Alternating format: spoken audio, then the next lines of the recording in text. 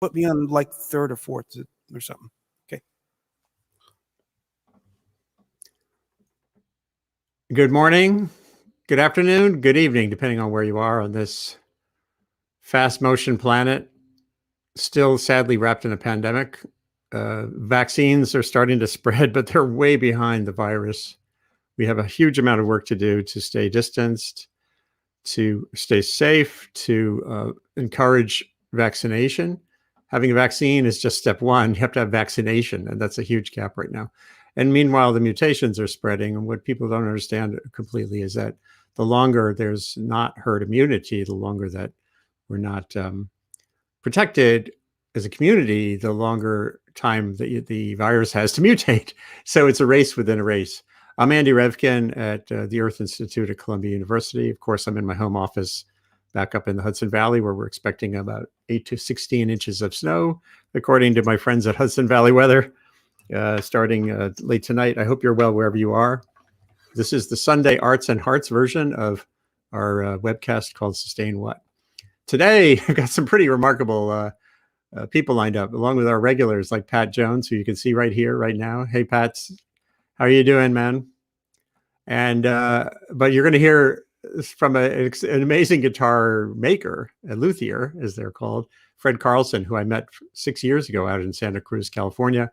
I'm just going to play a little bit of this video I shot at this gallery showing of instruments by Santa Cruz area luthiers.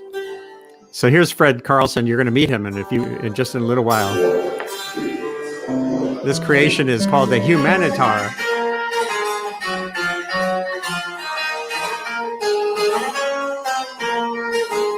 If you were here last week, you heard my friend Alex DeGrassi, who's a masterful guitar player, there on Fred's Scimitar.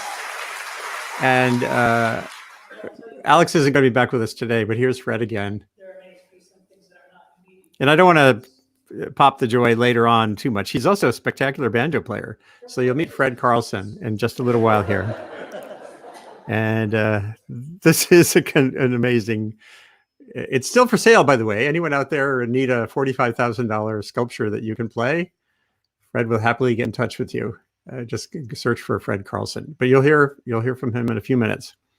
Also with us in a little while is another friend of mine, Linda Manzer. And here I'll show you her creation in a second as well. I met like 30 years ago. I can't quite remember how we first met. I was doing a story for the New York Times on spectacular instruments, and an instrument aficionado in New Jersey who has since passed away. And I met Linda, and just to show you, this is her one of her creations, which is similarly spectacular to Fred's. And I don't want to, again, spoil things too much, but we're going to meet with... It was commissioned by a fabulous guitar player by the name of Henrik Andersen from Denmark. And Henrik asked me to make a guitar with a lot of strings on it, which I think I've succeeded. And he actually had very specific ideas about what he wanted. But as we were in the middle of making the design for this very complicated instrument, he is also a cartoonist, and he sent me a cartoon of... He sent me this cartoon. And it was a joke, funny. But I actually thought it was fantastic, and I took it kind of seriously, especially. She did indeed, and I'll just show you a few seconds of this particular musician she mentioned playing her instrument. Here we go.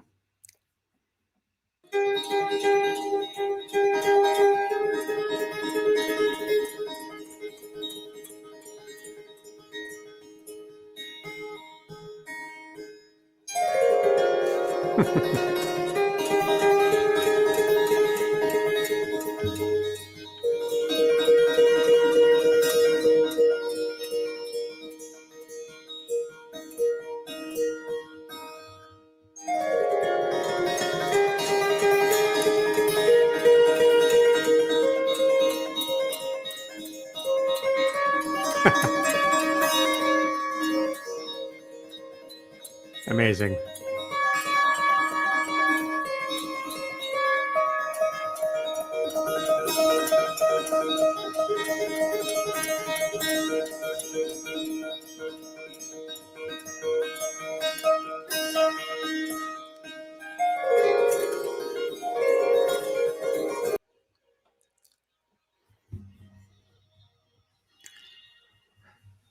So we'll hear more. We'll hear from Linda Manzer and from Fred Carlson, and also from Chiho Han, who's a guitar builder and designer here in the Hudson Valley. And I see Rick Polari is watching. I would love it, Rick. Rick Polari, a message to you that Fred Carlson is hoping you might pop onto the show. I know that this weekend is a big music weekend, but Rick, it would be great if you can come on the show. I think I emailed you the link. I'll send it to you again in a few minutes, because Fred knew you back in Vermont ages ago. So Patrick, maybe you can unmute and we can get into our morning. I think I can't hear you. Oh, there you are. Yeah. Yeah. Hi. Good morning. Good morning. Well, good morning. So again, this is the Arts and Hearts version of our show. All during the week, I talk about tough stuff, and we have to all find ways to recharge and decharge. And here's David Ross as well. So, David, there's going to be some spectacular people working at the interface of art, the physical arts and sculpture and music later in the show. How are you doing, David Ross? Great. How are you, Andy? Hey, Pat. Hey, David, how are you? Good to see you. You too. Yeah. Yeah. So, Pat, we were talking about Sunday songs, and here it is Sunday, and it looks like Rick Polari said he is going to come on, so I'm going to just send him the link again to be sure. Okay. All right. Well, I still have to go get my guitar in the bedroom. Oh, okay. Well, maybe David can kick things off. Your guitar. I'm definitely ready. All right. So, how are you doing, David? I'm doing well. I'm getting ready for the big snow dump. I know the Beacon contingent is here. Yeah, so I've got to figure out: do you plow during the blizzard to keep on top of it, or do you wait and then wade into 18 inches afterwards? You know, that's the kind of decisions that we're facing here in the frigid Hudson Valley this week. We're all keeping track via my friends at Hudson Valley Weather, local meteorologists who created a very good website. So, there's a certain sense of excitement when this happens, even for those of us who are no longer kids. Yeah, well, there are no school day, there are no snow days anymore. So my class happens as long as I've got an internet connection. So, you know. Yeah. So what's on your musical mind, David? Well, I was going to play a kind of a favorite Guy Clark song this morning called "Immigrant Eyes," because I was looking at some old family pictures, and I was thinking about my grandfather who came over to this country as an orphan at age 6, and kind of set me up. You know, he worked hard all his life and made it possible for me to be a guy who spent his life in the art world and making music and not worrying about where my next meal came from. And I've got to every once in a while think back on my grandfather Louis and how hard he worked in order to make a life for me in this country. I know it sounds corny, but you know, it's real. Oh no, I don't totally know that. So go for it. And I did want to jump in and just say, this week was Holocaust week, and you two were on my mind very much so, because both of your families would be proud of both of you. Thank you. Yeah. And yours, you. Yeah.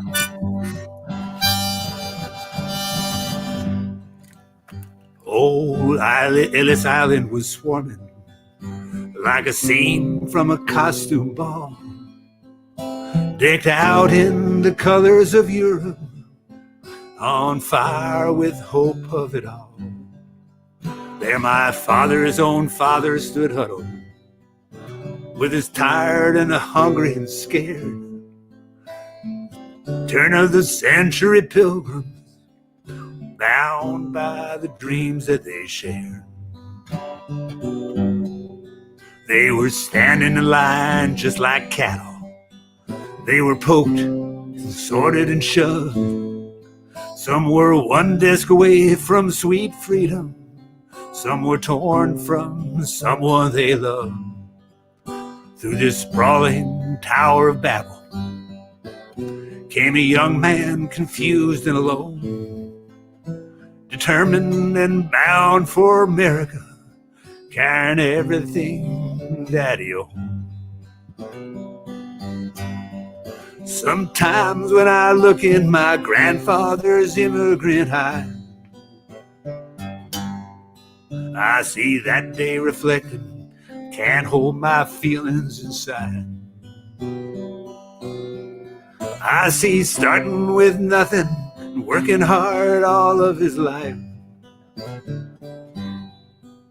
Don't take it for granted, say grandfather's immigrant eye.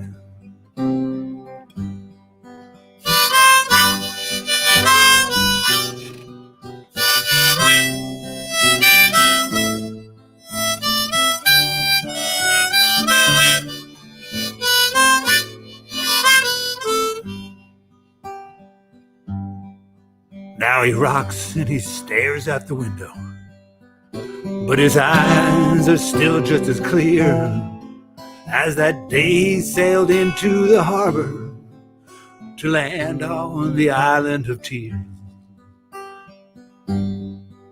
My grandfather's days, they are numbered, but I won't let his memory die, for he gave me the gift of this country and a look in his immigrant eyes.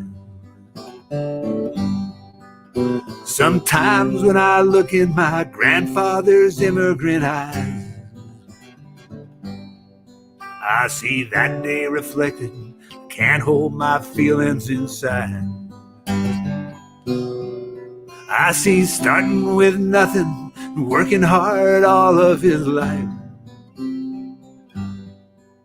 Don't take it for granted, say grandfather's immigrant eyes. Sometimes when I look in my grandfather's immigrant eyes, I see that day reflected and I can't hold my feelings inside. I see starting with nothing, working hard all of his life. Don't take it for granted, say grandfather's immigrant eyes. Don't take it for granted, say grandfather's immigrant eyes.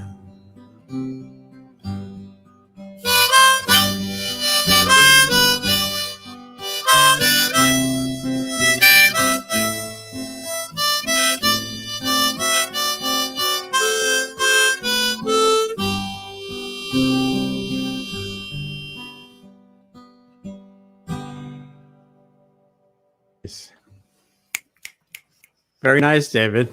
Little Guy Clark, you know, we've got to keep his memory alive too, right? I didn't. So that's a Guy Clark tune? That's a Guy Clark song. Yeah. Oh man, that's interesting. Yeah, you know, I have my guitar tuned differently, but I have a song about my grandfather that has some interesting resonance with that one. Oh, I'd love to hear it. I'll pull it on, yeah.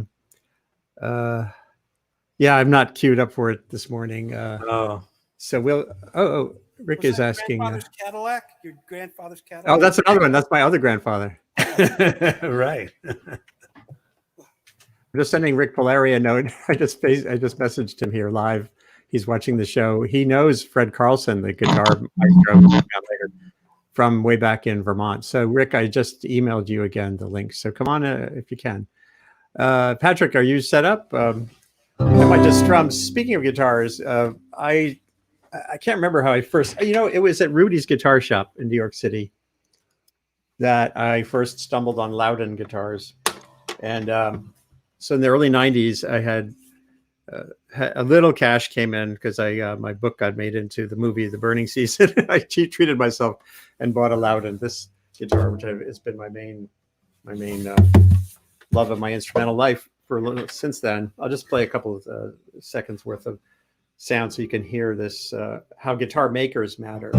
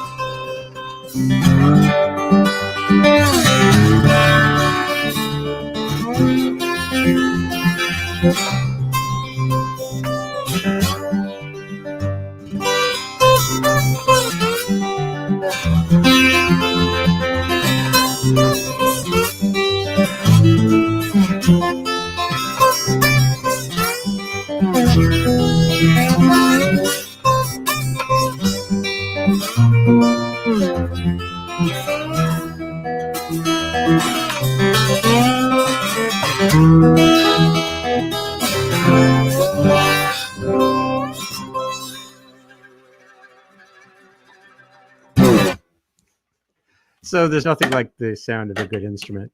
This is a cedar top and a mahogany back. It sounds really great. So there'll be more. You'll hear from some of the people who whose artistry isn't just playing music, but making the instruments that allow us to make music. Andy, any vaccine news in your family there? My mother-in-law, 88 years old, yesterday in Connecticut was vaccinated. Oh, good. Hallelujah. Her first shot. My dad, I think, had his second shot on Friday. So they're getting protection. And you just got vaccinated. I've got my first jab. I like the English word jab better than shot, by the way. I think we should just adopt it right away. It's just a much friendlier word. It's just a jab. It's not a shot. Yeah. But I get my second one on the 17th. Yeah. So great. And once you get yours, Andy, and Pat, you get yours, and maybe we get a few other people in the band to get their jabs, we can get together and have a jab jam. Jab jam. I like that. Let's work on that. Absolutely. So Patrick, you're all set up there? Can't hear you, Pat. Oh yeah, you're Okay, I'm all set up for my Sunday song over here. Okay, can you hear me okay now? Yep. Okay, we're going to see if this works. It's my Sunday song. You guys, we used to play it all together. A real happy time. Happier times are coming again. I can tell.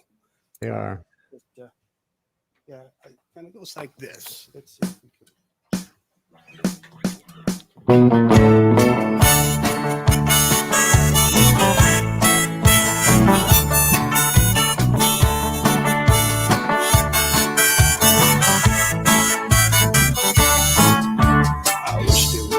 That I could keep on driving, keep on driving, keep on driving. I wish there was a road that I could keep on driving, boys, and I never look back.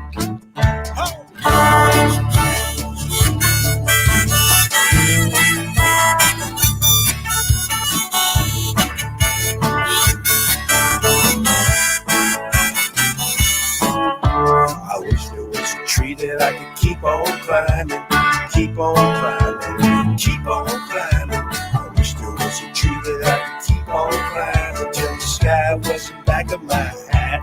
I wanna ride where the four winds blow, 'cause you turned around and didn't want me no more. You were kind of fickle and strange, baby, right now.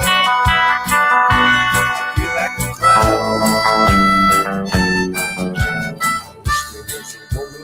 Always loved me, never snubbed me, always loved me. Wish there was a girl that would always love me, make me a happy little chap. I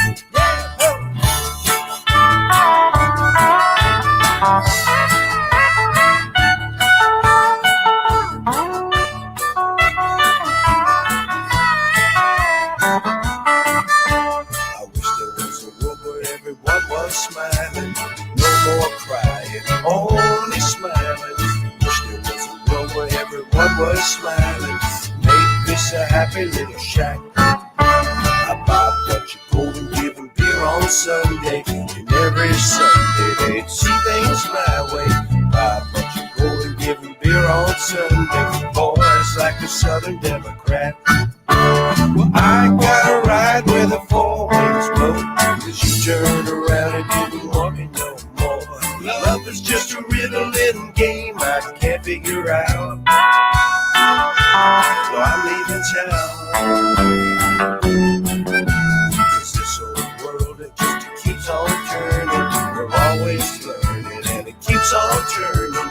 Where we're dusty bones and it'll still be a whirling. Now boys, what you think about that?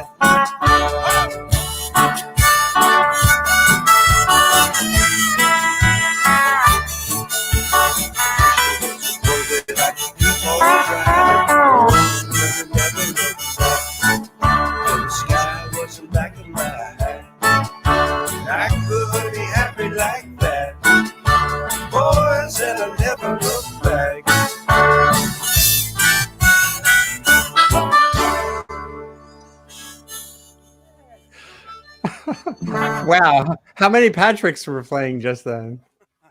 About about 3 Patricks and 1 Andy, and hopefully a David That was Ross. wild. I miss you guys so much. I loved it when we were playing together. We'll get there. Yeah.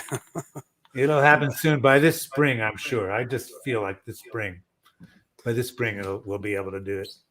Yeah, that's right. That's what I was. Lots of work to be done to keep the vaccinations rolling out. As I said earlier, having the vaccines is just step one. Vaccination is another, and it has to be global because otherwise they'll get this reverberation, keep happening as these new variants will come around and find their way.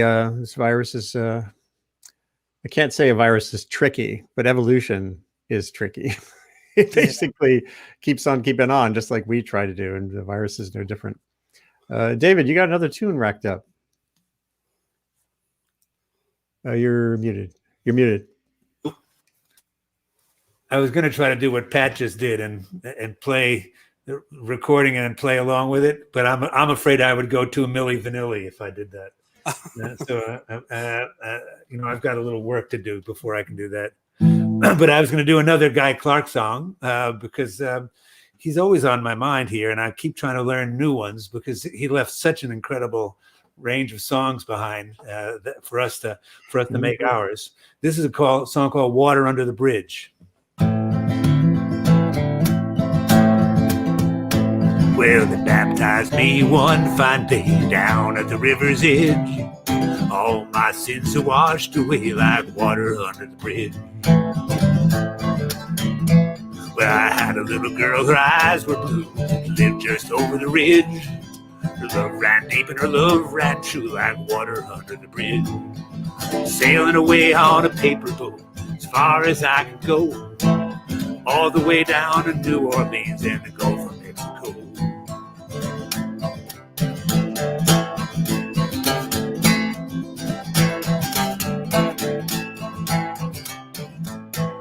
River run clear and the river run clean, the river run rough sometimes, the river run wild and it runs serene just like a friend of mine.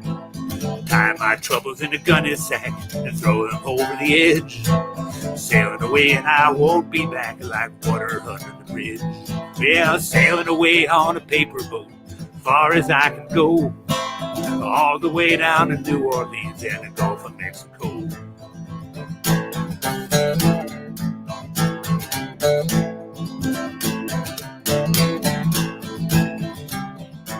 Yeah, you might be a saint, you might be a sinner, you might be Billy the Kid. You might crap out or roll a winner like water under the bridge.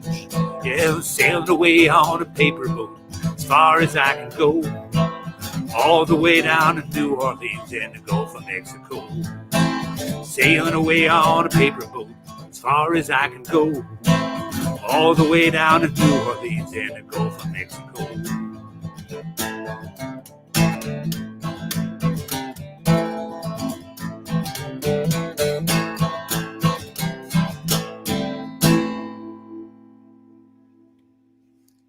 Very nice. You keep coming up with these tunes by him that I have not heard.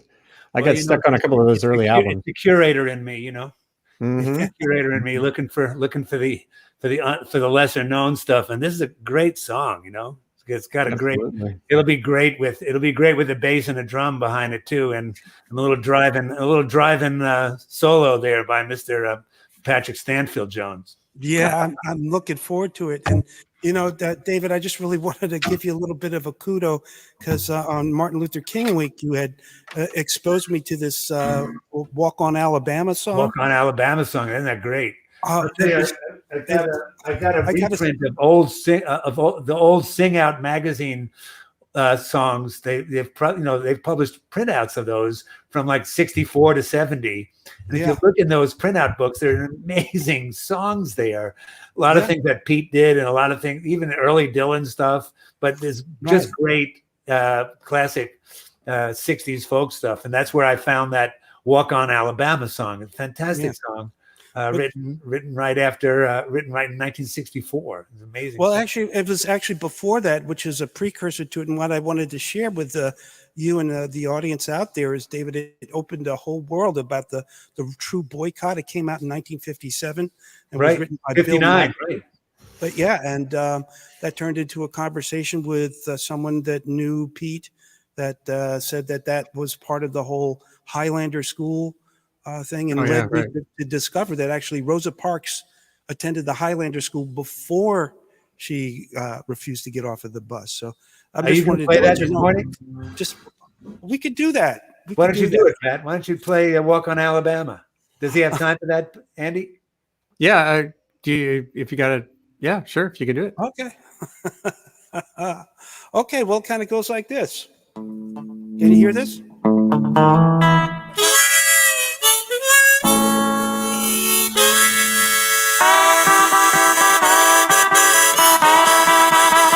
You got a fine for looking, a fine for talking, but the best kind of fine is the fine for walking. Walk on Alabama,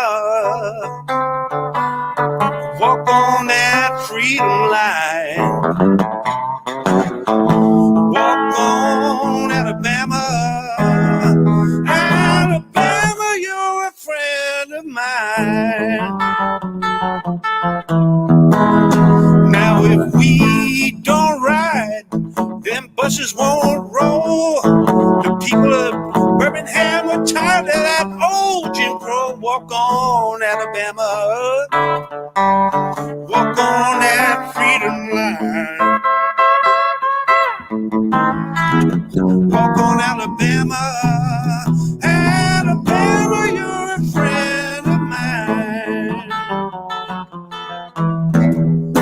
I said, hey there, Dr. King, where we going this time? Where we going, Dr. King? He said, walk on Alabama,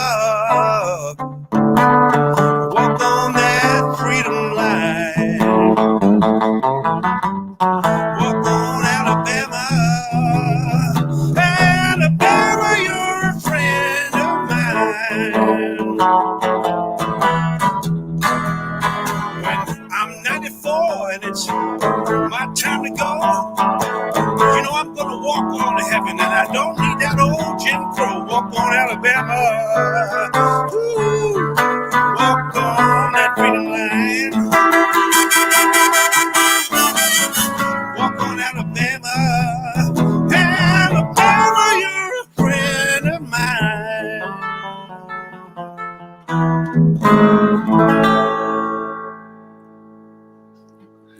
That was great, Pat. And and there are like 4 or 5 more verses, Yeah, that are pretty cool. I like the one I'm 94 years old. yeah. I'm going to walk to heaven. I won't ride up to heaven. I'm walking. I'm walking. I'm not going to ride. Right? It's a great song. Yeah, Fantastic. and people, just to let people know, it's about walking. Those people refused to ride on a bus where they would sometimes walk 4 or 5 miles to work and 4 or 5 miles home from work, rather than ride and spend the 10 cents to take that bus, because they were not going to be subjected to that. Yeah, we'll try So- that Jim Crow line. Yeah, it's an early anti-Jim Crow bus line song, and it's a great one. I found that in Sing Out. Yeah, so this is Fantastic. the beauty of the Breakneck great organization. This is what happens. So, thank you, David. And I see Donna Nestler is in the green room getting set up, which is exciting. Hey, is she on a boat today too? No, I don't think so. It'd be an ice boat. It'd be an ice boat for sure. She's a pretty hardy sailor, Oh, I know. I'm tuned into Open Sea. I might do this song briefly, fit it in here before next round. It's the guitar is a little hot. It's a little hot. okay. Let me adjust that. I'm just trying to put it through the line now for the first time. Right. So how's that? It's still a little loud. Okay, this is good. Let's see here. How about now? That's good. okay. Let's hear your voice, Andy. Yeah. So there was a female poetess way back 100 years ago, C. Fox Smith, Cicely Fox Smith, who wrote all these amazing sea songs, and she used C. Fox Smith because I think at that time people who didn't want to hear a woman doing bawdy sea songs. But here's one of the song. It was a book of poetry that I turned this one into music, and it's the Return.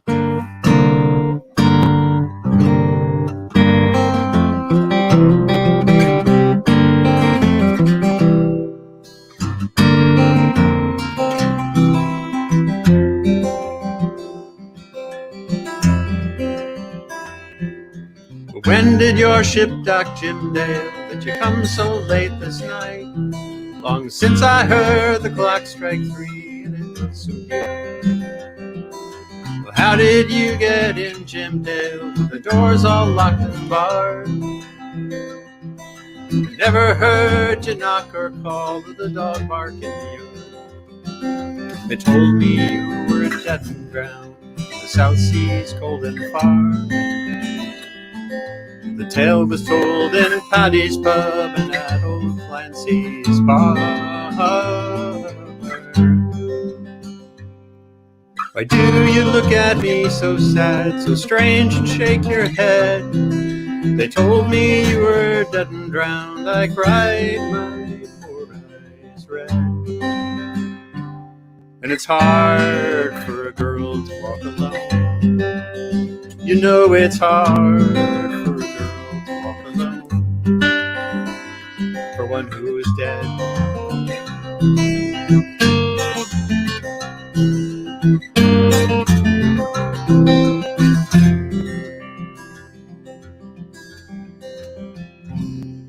He pointed to her faithless name on his bare chest tattoo, and ever the dripping sea and streams ran from him where he stood.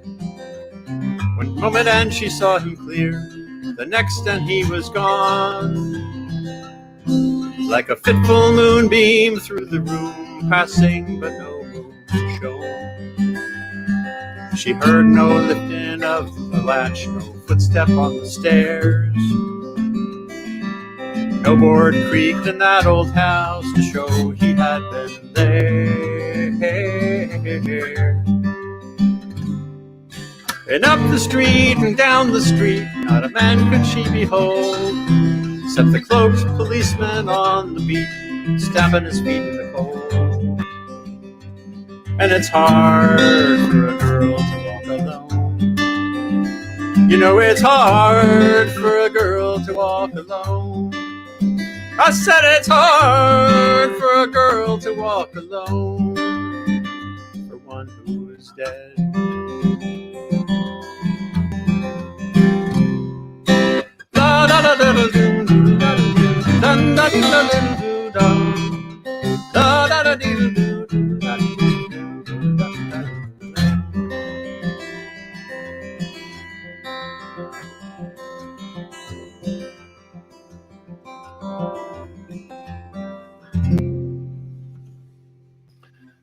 That sounded great, Andy. Cool. Never Absolutely. sounded better on this system. We're all kind of slowly figuring it out. I know. Yeah, it's starting to get better. Yeah, I was tired. Lori Siegel did a workshop over the weekend as part of this this whole online folk music system that I wasn't able to attend. But apparently, it's all about how to use all these different platforms to actually work together and sing together. I know it's an interesting challenge. Hey, Linda Manzer, how long has it been? Like, I don't know. When was the last time I actually? A long time. Holy, I can't even think. How are you? I'm good. I'm just there. Okay, now I had you on two platforms at once, so you were all speaking at once. Oh, I know that feeling, right. When you've had those two screens on, it's just a pleasure to see you again. I guess Yeah. Was it when I wrote that story about Scott Chenery? Was that the first time I got in touch with you, or was it before then? Like that was 1998. Oh my God. Scott was that collector that he's passed on since, the sort of muscle bound guy in Yes. New Jersey who wanted a Picasso, and so that was like 1998. I just can't remember if I'd met you before then. Before that, actually, the first time I met you was kind of a marathon meeting. Was you came up to Toronto and stayed for several days and did probably the most in-depth, best interview anybody's ever done of me. That story, I have to scan that article and get it online from the Canadian. It was Equinox magazine, I think. Equinox, yeah. And I was sandwiched between a story about cannibalism and something about cannibalism and spiny sea creatures or something. And there was you and I in the middle of all that. Amazing. Yeah. So you've been at it all these times. You started building guitars in the 70s, right? Yes, 1974, the Christmas of 74, I started building guitars. I was showing a little bit of a clip earlier of Henrik Anderson playing your what is it called? The Medusa. The Medusa, yeah. That meant the many-headed animal. Which is perfectly the perfect name for that guitar. Yeah. So, and it's Pat Metheny, Bruce Coburn. Everyone is enriching the world with sounds made by pieces of wood that you put together. So congratulations. Like that. Thank you. It's great to have you here. Yeah, it's nice to see everybody. I've been listening in, trying to get my technology ready to hit the enter the room button. Yeah. Let me show another clip of that, if you don't mind, just from that. Sure. Hold on one second. I have to make sure I get all the little buttons pressed right. Share audio. And I didn't say a proper hello to Patrick and David. Patrick and David. Hi. Meet Linda Manzer. Nice to meet you. Yeah. Yeah, nice to meet you guys too. And so here was Henrik Anderson. Is he over in Scandinavia? Or is He's in Denmark. And I met Henrik when he was actually he came over to Canada. He subbed in for a guitar player at the last minute on a trio of guitar players, and he was the student, but the actual person in the band had fear of flying. So Henrik subbed in and learned everything really fast and went on a quick tour of Canada. He was just a young kid really at the time, and he came over to my shop, and we made an instant connection and friendship. And so I've made about 5 or 6 instruments, but this was his fantasy, and he started dreaming about it. He's also a cartoonist, so he actually sent me a cartoon of it. Did you show that? Yeah, that's so cool. And I mean, it was sort of like I had a dream, and then and the bridge actually came from that photograph, that cartoon, because I thought it was a brilliant idea to distribute the string tension. Usually on a guitar top, it's all pulling in one direction, and in this one you can see it's sort of triangular shaped, and there's 52 strings on this instrument. Let me hit play here for a little bit. Okay.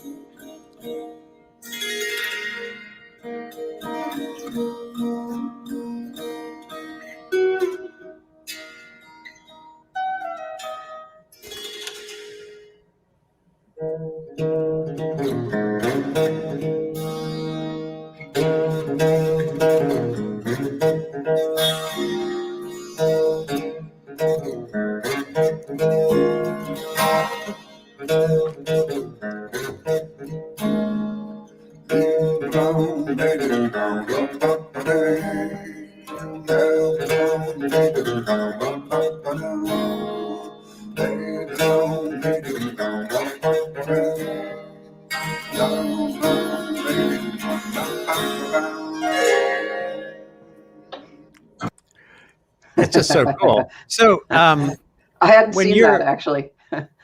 It's awesome. And I remember John McLaughlin had a scalloped fingerboard on it when he was doing Shakti, and this was, I don't know, 20 years ago too, and I thought, well, what a great idea, because, and actually we talked about this last week. We had Alex DeGrassi on the show, and he was playing Fred Carlson's Simpitar, and my friend, the young guitar wizard, Sarah Labriola, was talking about, she plays sitar, but it's so hard to play.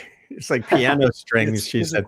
Yeah. And these guitars that can kind of capture some of that ambience without the all that heavy duty work you have to do with sitar seem really cool. Yeah. Miss Manzer, are those called sympathetic strings? There's so much going on with this guitar. Sorry, Yeah. somebody's trying to get in touch with me. It's there's a Vina neck that Henrik's really studied in India and studied Kona Mhm. rhythms. Can you make her the whole picture, Andy? Yeah, hold on. Oh, great. Okay. There we go. It's got a sitar section on that guitar. It's got a Vina neck with scallop fingerboard. It's got a baritone with a fan fret neck. It's got a fretless neck. And it's got three sections of just harp strings that are tuned that you can't adjust. So the variety of sounds you can get out of it is kind of mindless. And it's kind of whatever direction he wants to go in with it. It's so wild. Yeah. Well, and I noticed that there was a fretless small instrument up at the top. What is that? That's it. There's no frets on it, so it's attack at your own risk. Kind of like an oud or something like that, or Yeah, I mean it's a shorter scale, so it's not really terribly long. So I've experimented with that a little bit, and I actually really like the fretless aspect of a guitar. I've done a few fretless guitars. One of the lines of instruments you make. One of the lines you make that I really love is the baritones. There's something about that baritone depth. I was playing an open C earlier on my Loudon, and I don't know. I heard that. The bass on that was really fantastic. Oh, good. I've been playing on a baritone lately. It's really, I think Pete kind of got people into the idea of being able to go to that key, one below. You can start playing on an E flat or an F. And it's just really great for singing with on the baritone. And I want to show it. I'm just going to pull up that screen again, even though it makes us small, just so people can get a look. It's amazing. How do you know? I know you developed these multi-string instruments over a lot of time. You started again at least 20 years ago. I don't know when was the first time you really exploded the guitar concept? I made the Picasso guitar for Pat Metheny in 1984, and I started it in 84. I think he got it in 85. But I did one before that for Stan Samoli, who was actually Pat's guitar teacher. And he asked me for something similar to the guitar that you were referring to earlier. I think it's called the Shakti guitar for John McLaughlin. And it was made by Abe Wechter, who is also a friend of mine from way back. So I made something similar to that with the normal guitar strings with one sort of harp section going underneath. And then the Picasso was just, that on acid. So Amazing. And I guess and this is that the Picasso on acid. Yeah, right. So I guess you never fully know if you've succeeded until it's played, right? Until it explodes. That, yeah. I guess at least the first step is make sure it doesn't fall apart, right? But then the idea is to make it strong enough that it'll just, be able to withstand all the string tension. Because there's on Pat's guitar, I figured out there's about 1,000 pounds. Wait a second. Sorry, that's completely wrong. Yeah, no, that's about right. Yeah. And on Henrik's guitar, there's more. But you're balancing structure with sensitivity because you want the woods to sing. So you're just trying to, balance really carefully in between the two. Yeah. Do you ever is there internal electronics on them too? Does that help? Yes. And that's usually I step back from that and let somebody else do that. Sure. Because I'm out of my depth with wires. I can, do basic wiring on, one of my jazz guitars or, putting a pickup in a flat top guitar. But they're in fact, the Picasso has a synclavier, a hexaphonic pickup, so it can be trigger a synclavier. In 1985, that was state of the art. So yeah. Wow, that's amazing. Well, Metheny was certainly has been on that edge of all those interfaces. Always. Since I'm in Guy Clark mode, he wrote a song called Picasso's Mandolin. Do you know that song? Oh, right. I don't. No. Yeah. You should check it out. I mean, so maybe Yeah. maybe he was thinking about your instruments. I don't know. It's true. Yeah. Yeah, I mean, well, he also has a really good song about guitar. It's just his guitar. I think we all, those of us who really love that sound of guitars, we end up with a deep relationship with an instrument. It's Yeah. kind of a cool thing. Yes. Yeah. It's like taking living and breathing organic matter and creating something that vibrates. In Patrick, such a way. Yeah. Can you offer up a song that's guitar, basically? You know, one of your little riffs. What do you have there? You're an homage to the instrument. An homage to the By the way, instrument. Linda, Patrick is one of the best guitar players I've ever run into. When I get to heaven, you know, God won't kick out any bad guitar players. Let's hope so. I've been working on a little bit of a piece that about in 2004 I got to do. A composer named Ned Rorem composed a song cycle of songs of sadness, and long story short, I did one concert with it, but I wasn't able to complete everything. The only person that did that is a woman named Sharon Isbin, who's a classical composer. Yeah. And so I've been kind of working on a little bit, so I'll do a little bit of it, and we'll see where we can go with that. I don't know if I can get it so you can see my fingers. It's looking good.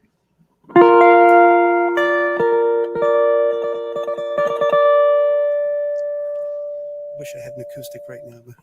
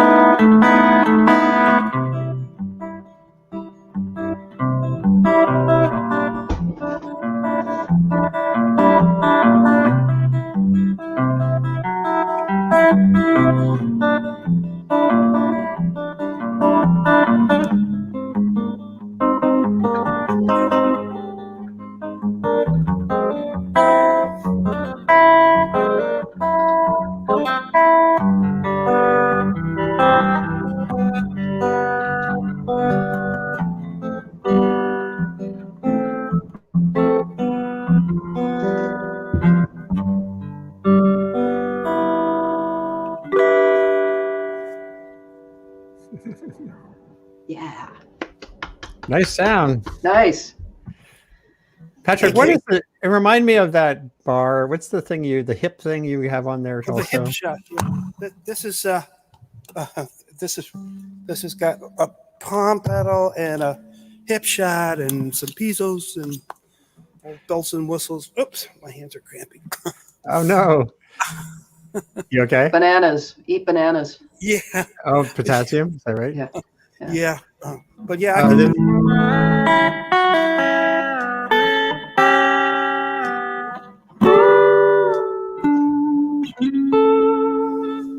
but I'm an That's so cool. acoustic lover. Yeah, he plays everything. That hip shot thing is kind of like a poor man's pedal steel. Like you It's can a do. poor man's pedal steel. So cool. Because it takes 4 or 5 years to really learn how to play a pedal steel, and I know. and they get paid accordingly. So There's a couple of more guests who have shown up in the green room. They're having the coffee and donuts. Hold on. There's Rick and to meet you, Miss Manzer. Really is. Rick and Donna Nestler in the up in the Catskill Mountains. How are you guys? Yeah, great to see them. You're muted, Rick. Donna, you're muted. You're muted. And there's Chiho Han, who's a guitar maker and a great singer-songwriter here in the Hudson Valley. So, Hey, Chiho. Linda, remind me, you're in Toronto still, or just outside of Toronto? Are you right? I actually have 2 places I'm at, and I'm in Almont, Ontario, which is near Ottawa. And Patrick seems to know where Almont is. And it's also the birthplace of the inventor of basketball, James Naismith. Wow. Wow. That's why I actually dated, was in a relationship with somebody who's their great niece. So that's where I had heard of it. Wow. Yeah. Boy, there's a 6 degrees of weirdness. Well, and I probably know them. David Ross will attest to you. He goes through conversations. I'll drop names left and right, like Patrick is connected to more people in the world than anyone. I guess that's true. Right. From your work on which touring shows were you on back in the day? Calcutta, which was fun. Jesus Christ Superstar. You'll hear someone new coming up on the horizon. I did a little stint with Imelda Staunton, who's an actress, Whitney Houston, and the Isley Brothers. Didn't you like bump into James Brown's tour at one point or something? I can't remember if it was James Brown or someone like that. You're always I was with the Isley Brothers. And when I was a kid, we had a hit out with Sugar Hill Records that we opened for those guys. So wow. Carl Neville and the Blue Notes and all those folks. But my real roots actually are, I have an older brother who's a psychology professor at Cornell that introduced me to people like Utah Phillips and John Lee Hooker and Mance Lipscomb and Jesse Fuller and those folks. So I want to show a little bit of Chiho's approach to guitar. You're more in the electric arena when it comes to that stuff. And here, solid body. Yeah, here is your Instagram feed. Some beautiful instruments. Oh, that's a little bass.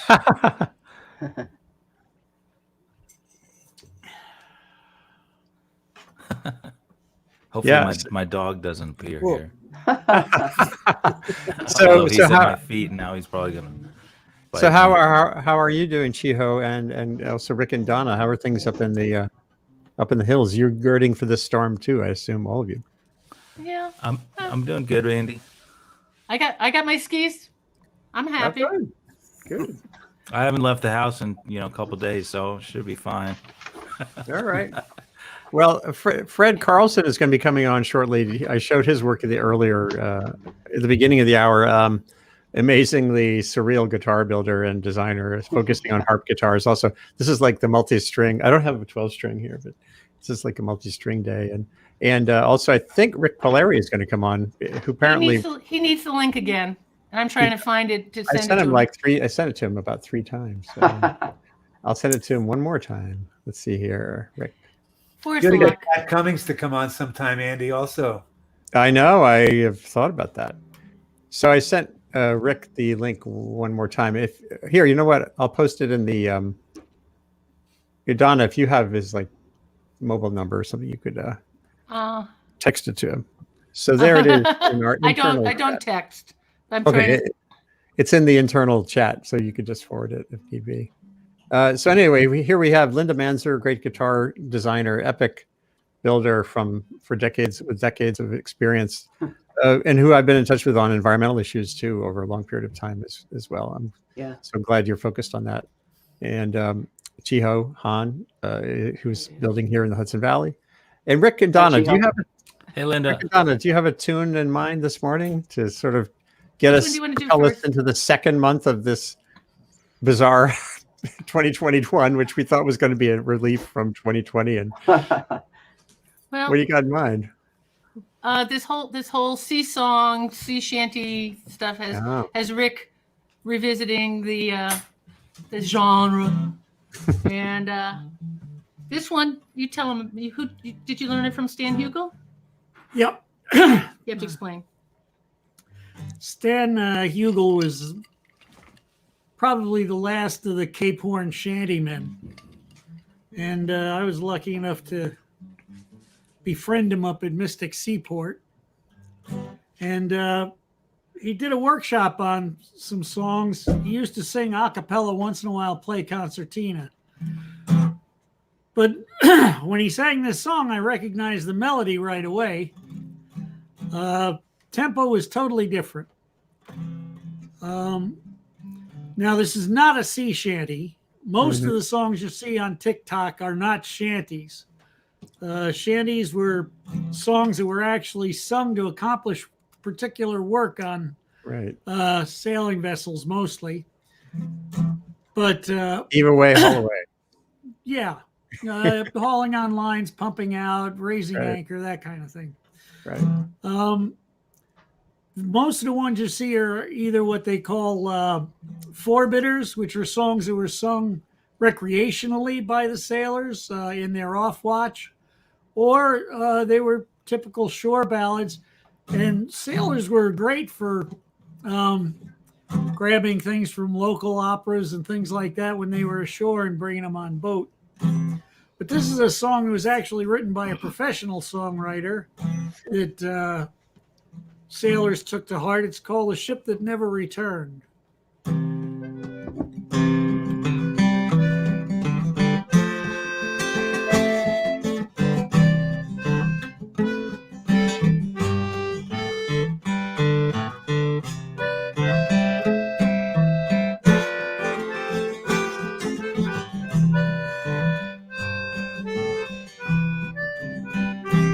On a warm spring day, when the waves were rippling on a quiet and gentle breeze,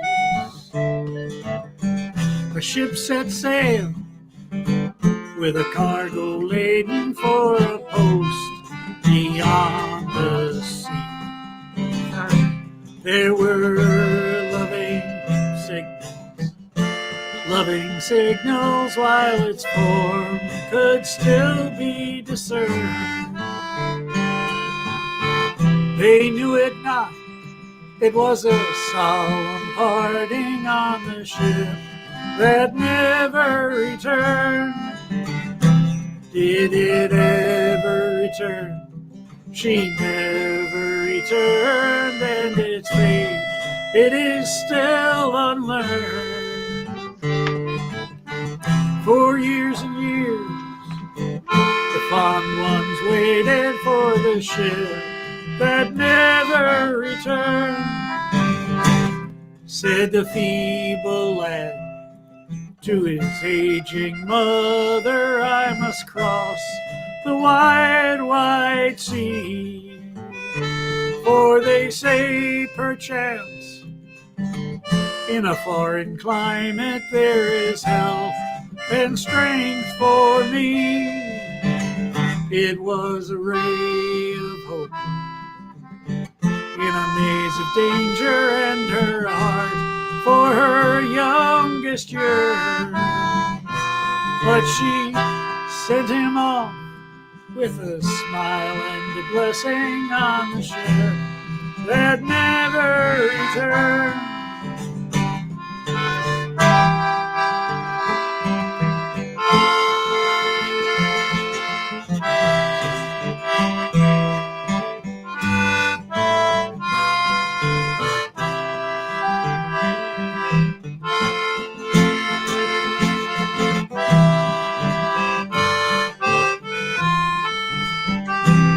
Only one more trip, said the gallant seaman as he kissed his weeping wife.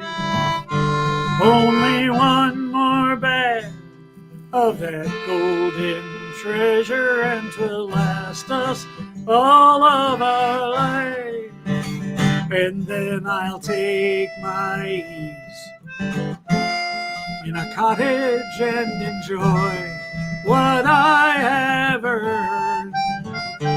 But alas, poor man, he sailed as commander on the ship that never returned. Did she ever return? She never returned, and her fate is still unlearned. For years and years, the fond ones waited for the ship that never returned.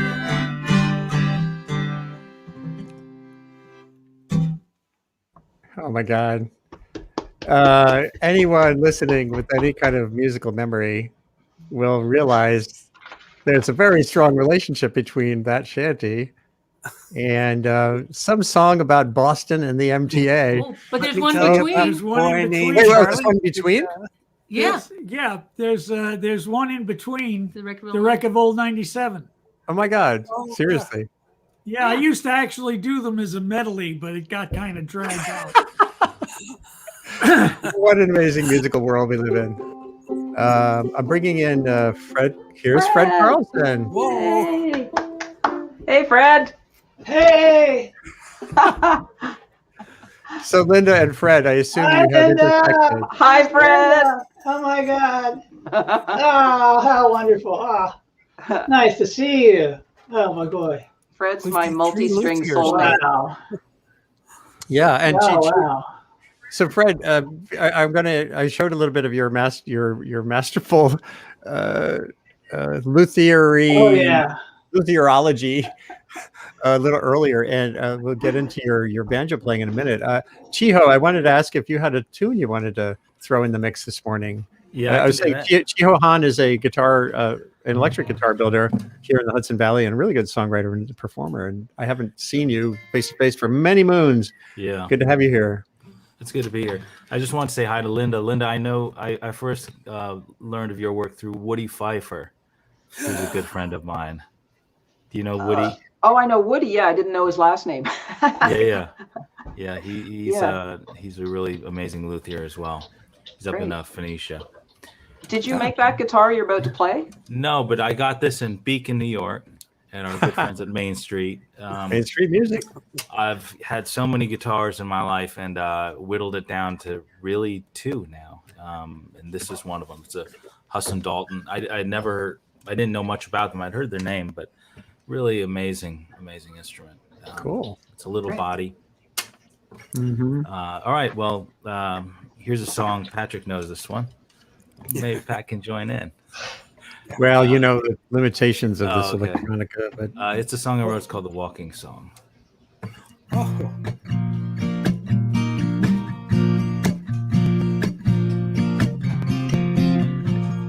John don't buy no foreign name. He won't drive it 'cause of feeling of shame. He works that bodega every night and day, and he keeps it all fresh with his hose and spray. Yeah, this is a walking song. Well, it can't be right when it feels so wrong. Oh yeah, this is his walking song. Just wanna be alone with you.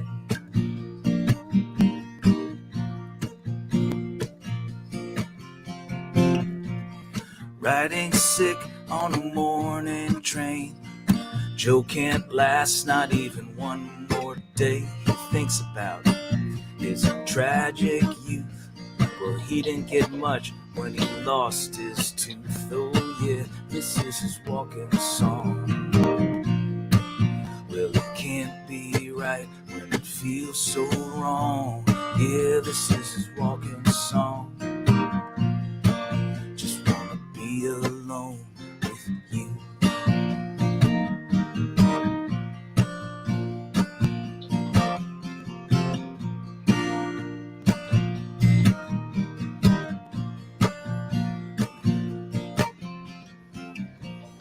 Tracy sleeps in an old white house. She drives all day like on a carousel. Now she's dreaming of the California coast. Well, she's still haunted by that little girl's ghost. Yeah, this is her walking song. Well, it can't be right when it feels so wrong. Oh yeah, this is her walking song. Just wanna be alone with you.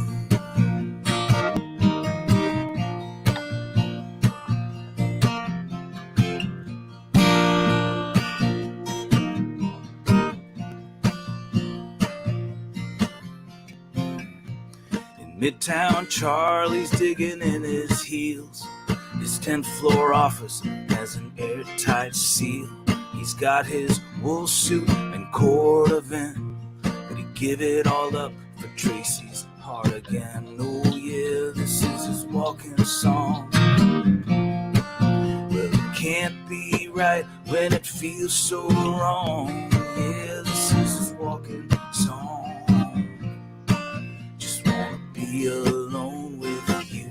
Oh yeah, this is his walking song.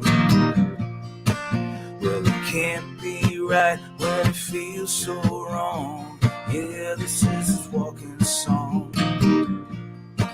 Just wanna be alone with you.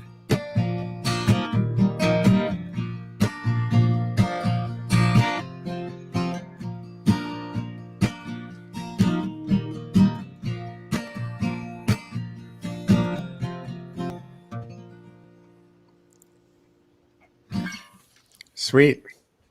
Thank you. Very nice.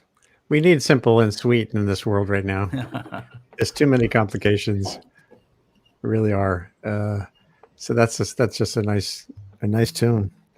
I've had a hard time writing stuff this past year. I don't know if you, Chiho, have been writing more. Is that like a recent song, or I know David had written a couple of tunes. That's a couple years old.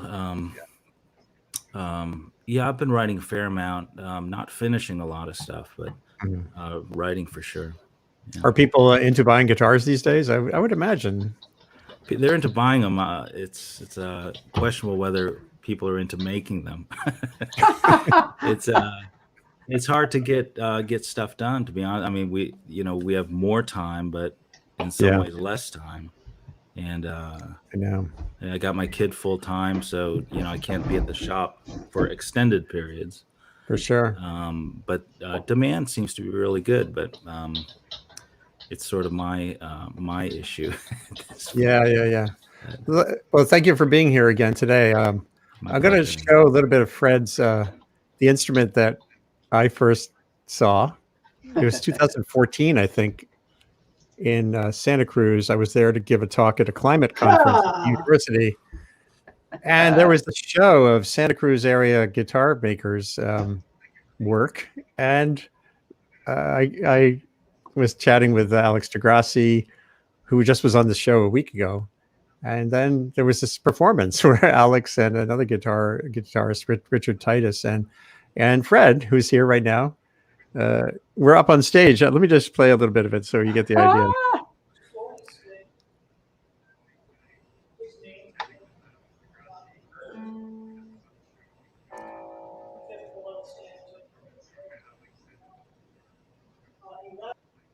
Let me make it louder. Whoops, sorry. Oh no, not an ad. Don't do an ad. Hold on. I'll get back to that in a second. So Fred, let's focus on banjo. What I didn't know about you, banjo. What I didn't know about you until I started exploring your YouTube channel was that you're a pretty great banjo player.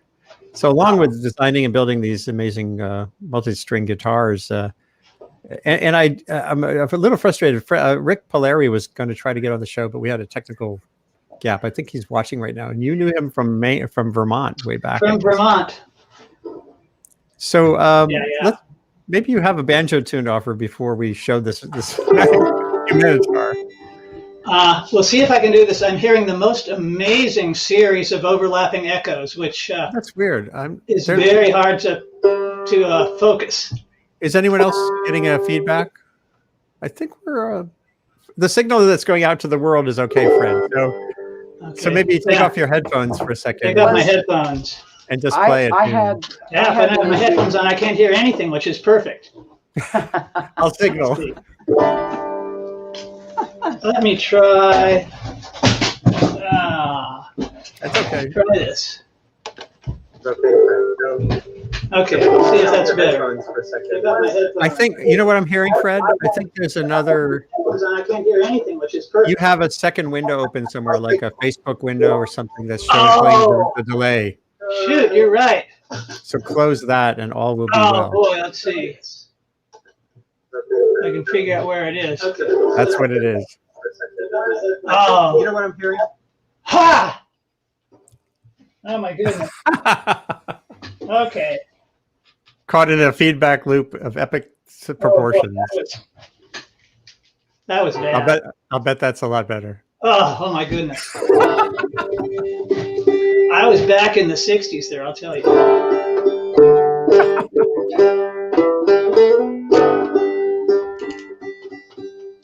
Okay, this is frog number 1 who's going to sing for you a little bit.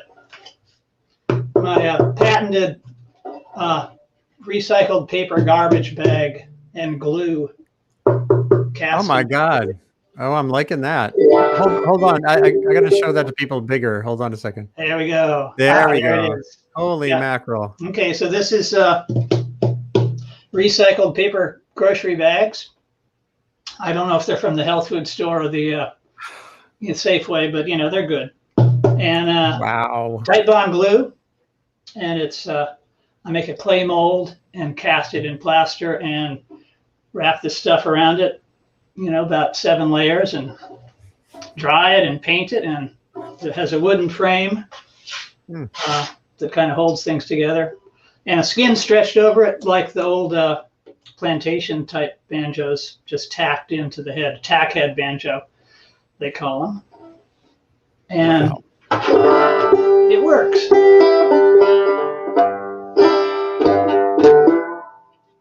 And I'll see if I can play something. I had to get up early this morning. Thank you.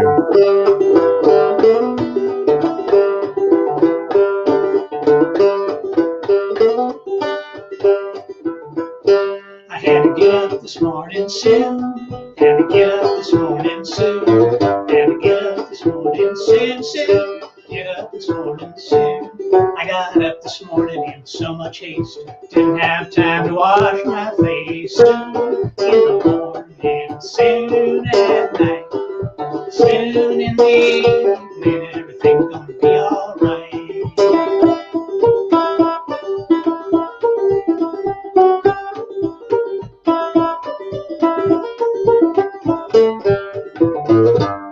Had to get up this morning soon.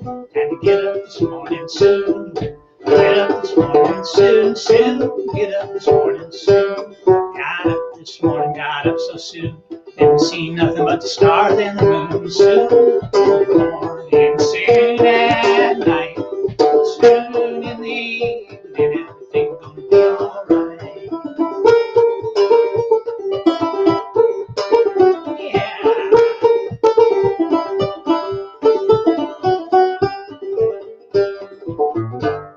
Had to get up this morning soon. Had to get up this morning soon. Get up this morning soon.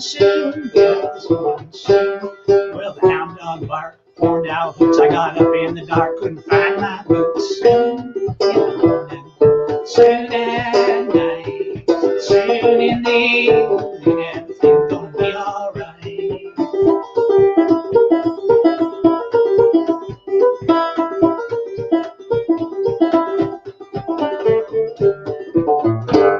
Had to get up this morning soon. Had to get up this morning soon.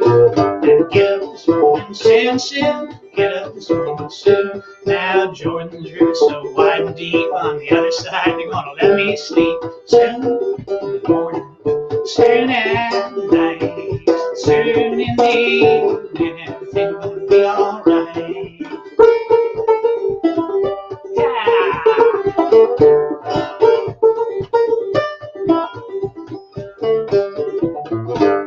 Had to get up this morning soon. Had to get up this morning soon. Had to get up this morning soon, soon. Get up this morning soon. Oh man, that was woke me up. fantastic. Yeah. Yeah, well, that was what a perfect tune. It was, You know, it just holy worked out. mackerel. And Linda Manzer, I saw you. Are you sanding and working there? What are you working Yes. on? What are you doing there, Linda? I'm working. Nothing could be better than listening to Fred Carlson play banjo. Fred, what's the name of that instrument? Frog something or other? This is frog number one. Frog number one. Frog number one, yeah. It's a 6-string banjo actually, so it has an extra low string, which I love. You know, banjos don't do that usually. Don't get down there, and it's worthwhile getting down there. Hold on, I want to show that a little bit. I'll come close one more time. Yeah, see that? Yeah, so there's a 6th string there. Yeah. I mean, 6th string before the high string, though. Yeah. So there's yeah. thumb string there. Yeah. So usually there's just 1, 2, 3, 4, and then that one, 5-string banjo. And go ahead. Some more folks just tuned in because I shared this on Twitter. So, right. What's the back made of again, and what inspired you to try this? So, the back is recycled paper grocery bags and tight bond glue, and it's cast. Very cool. And I was inspired by this. I did a lot of theater as a kid and young adult. I worked with Bread and Puppet Theater and a couple other theater groups on the East Coast, and did a lot of that. And I was really fascinated by the mask making, and got involved in making masks. And later, when I got into making instruments, I always wanted to make an instrument that had a mask for the back because it's just this perfect shell.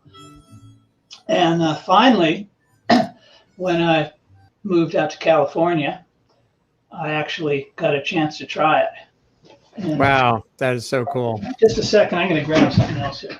Yeah, and I know Rick and Donna know the Bread and Puppet Theater because at the Clearwater Festival, where we all played forever and ever, they were perennials with their giant paper mache contractions and stuff. Oh, look at this! Saw them too. Okay, so this was the first one I've ever made. This was about 1993. Wow! And I just decided I had to do it and see if it worked, and it worked. And this is a double-headed, triple-headed. Yeah, there's 3 of them there. Look at that. There's one down there too. What do you call that? This is the Joe Mama. Joe Mama. The Joe Mama. So that's so it's look at that fretless. Oh my so God. Fretless, that's so cool. Yeah, it's got some really great. I don't know if we can get the pegs in focus. It's got some nice pegs. and nice painted on purflings.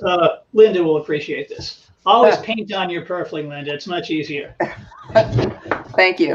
That is so painted on purfling. Yeah, so the Joe Mama is kind of a combined fretless banjo and oud. Wooden top, but very oud-like in a certain way. It's got kind of a oud-like sound. Yeah.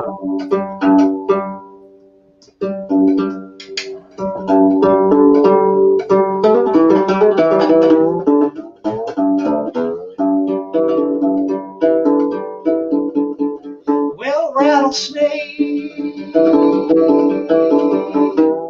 oh rattlesnake, what makes your teeth so white?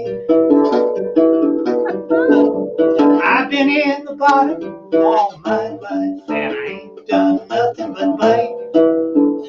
Ain't done nothing but bite. But now muskrat,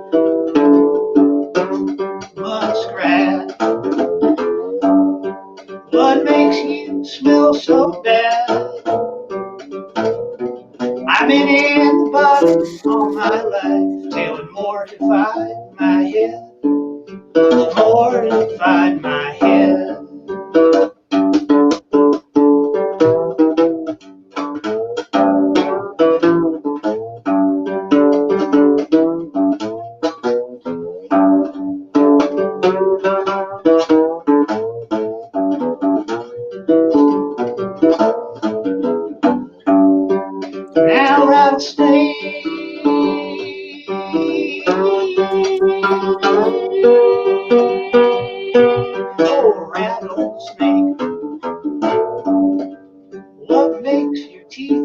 white.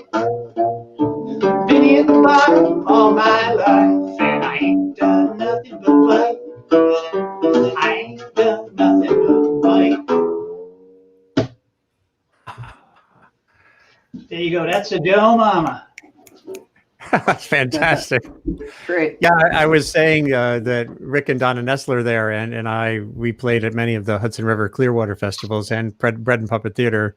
Mm-hmm. Their school bus and their giant manifestations were always a big presence there. Fantastic. Wow, how cool. Arm of the Sea Players. Arm of the Sea Players. Oh yeah, you're right. Sorry, I was mixing up. They were inspired by Bread and Puppet. Inspired by Bread and Puppet. Yeah, I don't remember Bread and Puppet being at the Clearwater Festival, but yeah. There you go. Yeah. I saw Bread and Puppet in Vermont, out in a field, and there was a herd of elephants that came out of the forest. Yeah. Oh, Amazing. Amazing thing. Yeah. I'd love to hear something more from Rick and Donna and from Chiho in a second, but I want to actually play a little bit more of the humanitar. I think I have the video queued up properly now. So hold on one second. How many strings? Oh, I don't know. Linda and I have this sort of string competition to see who can put the most strings on an instrument. It depends on whether you count the doubled ones. Oh, you count them. Doubled, which I do. I think, Fred, at this show, if I remember correctly, I think you said it has 52, but I may be wrong.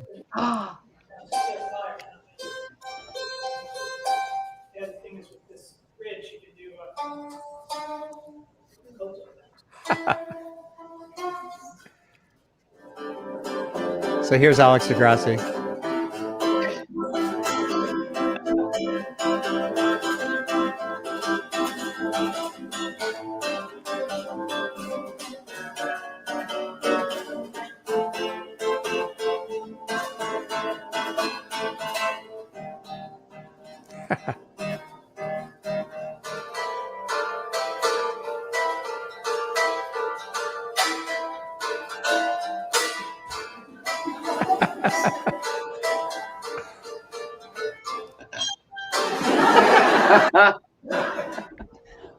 It gets better.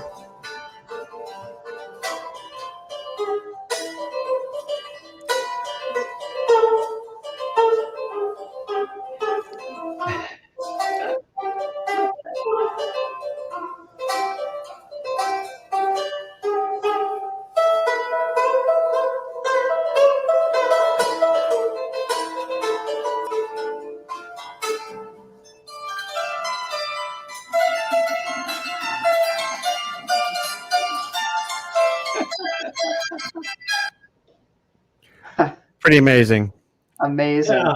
Pretty amazing. And then there was 3 of them on stage. At one point, Fred joined them as well. It was just kind of a guitar, like, think of a guitar trio as having 3 guitars, but here 3 people were playing 1 guitar. Alex was so great. He came down. I mean, he lives hours away in Northern California. He drove all the way down 2 times, I think, to practice on the thing, to try and figure it out. And he finally gave up. And he said, I can't learn how to play this. I'm just going to improvise. So what does it feel like as a builder, I guess Linda and Fred, to have someone do something with it in a way that maybe you didn't even anticipate? Oh, it's what always happens with me. I never know what they're going to do with it. I always think, I design these things and I build them and I have this idea in my head of what maybe I would do with it. They never do. It's always a wonderful surprise. It's always, wow, that's what they're going to do with it. Holy shit. It's great. And Linda, did you ever have an experience like that where someone just kind of twisted something around in a way you hadn't anticipated? Yes. And it's a wonderful, that they're going to take it because it's basically a tool for them. We get to be all creative at our end, but once we hand it off, it's a whole other artist is going to embrace it and turn it into whatever. But I have to confess, I've never had more than one person that I know of playing my guitars. So Fred, you win. Isn't that great? Yeah, what a great. Yeah, I'm just going to show one little moment.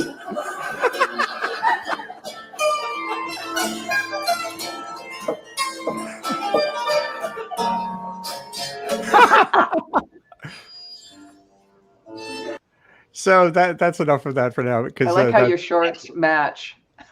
I know. Oh yeah, right.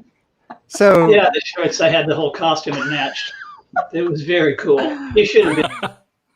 it's all part of the artistry, I guess. All of that. So let's get back to some. Oh yeah, Rick Valeri says, whoops, "Wow." Hey, Rick. Oh boy, I knew Rick many years ago. Yeah, he's been on here a bunch of times with his long neck and other banjos and flutes and things, and it's wonderful to have you here. And I know you had to get up early, just like Alex DeGrassi had to do a week ago. Thank you for that too, Rick and and Donna. What comes to mind musically for you as we come toward the last? Something completely different. That's Oh, fine. it is a banjo. Yay! Yay! Banjo ukulele. Well, when you first started today, Andy, I think David Ross did a song about immigrants. Yeah. This is a Jan Christensen song. Jan's from Brooklyn. Well, he lives in Brooklyn. He's from upstate New York. But anyway, and he wrote this. Uh-oh. Am I in tune enough? Oh, my name is Juan, and I come to this country on a boat lift from Mariel Bay. As I walked along the streets of the city, I heard some people say, oh, they all look funny and they don't speak English. They're taking our jobs away. Them from out of the past, I heard people who came to this island in New York Bay. Ellis Island, come down the gangplank, go through the door, stand on the long, long line. Do you have TB or a social disease? Do your hands and your legs work fine? Do you have some relatives there on the shore who can vouch for your sanity? And if you make it through the day, they will stamp your card and say, hey, hey, welcome to the land of the free. Oh, my name is Pat, and I come from Killarney, where I worked with both my hands. Then the crops, they failed, and the agent came. He threw me off of the land. So I crossed the ocean with a pack on my back, and I hope they will let me stay. Now the old world is gone, I can see a new hope from this island in New York Bay. Ellis Island, come down the gangplank, go through the door, stand on the long, long line. Do you have TB or social disease? Do your hands and your legs work fine? Do you have some relatives there on the shore who can vouch for your sanity? And if you make it through the day, they will stamp your card and say, hey, hey, welcome to the land of the free. Oh, my name is Rivka, and I come from Russia, where I never knew luxury. Then the Cossacks came with their swords and their guns. They killed all my family. So I came over here where people don't live in fear, and I'll sweat in your dress shops all day. Though I'm tattered and torn, I see dreams being born from this island in New York. Ellis Island, come down the gangplank, go through the door, stand on the long, long line. Do you have TB or a social disease? Do your hands and your legs work fine? Do you have some relatives there on the shore who can vouch for your sanity? And if you make it through the day, they will stamp your card and say, hey, hey, welcome to the land of the free. Oh, my name is Guido, and I come from Palermo, where I laid the bricks all day. But I had a dream that was bigger than Palermo. That's why I sailed away. Now I'll build your subways and I'll climb your buildings. I'll save up all of my pay, so that next year my wife and my children can come to this island in New York. Ellis Island, come down the gangplank, go through the door, stand on the long, long line. Do you have TB or a social disease? Do your hands and your legs work fine? Do you have some relatives there on the shore who can vouch vouch for your sanity. If you make it through the day, they will stamp your card and say, hey, hey, welcome to the land of the free. We are the ghosts of old Ellis Island. We have our tales to tell. Some left a good life to come over here. Some left a living hell.